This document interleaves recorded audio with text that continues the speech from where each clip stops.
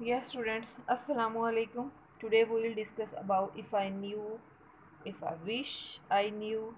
These statement, these words are used in imagining the situation. जब आप कहते हो ना काश मैं ऐसे कर सकता या काश मुझे पता होता, परहैप्स मैं ये जानता या इस तरह से, तो इन situations में आप वर्ड यूज़ कर सकते हो if I knew।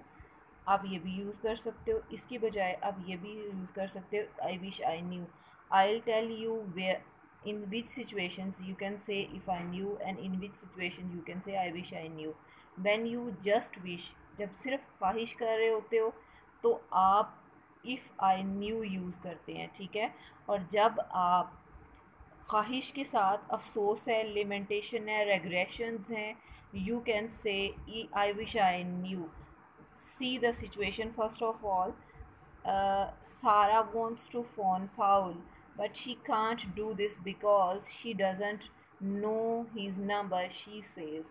सिचुएशन ये है कि वो सारा पाउल को कॉल करना चाह रही है बट उसे उसका नंबर नहीं पता है।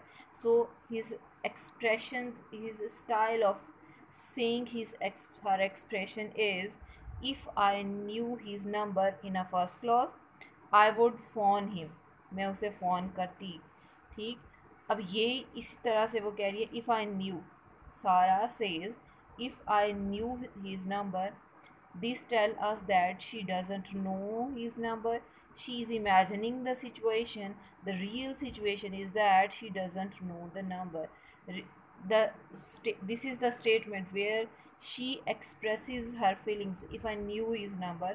so the second clause must be in the future past, which is I phone him, I would phone him। तो मैं उसे फ़ोन कर सकती।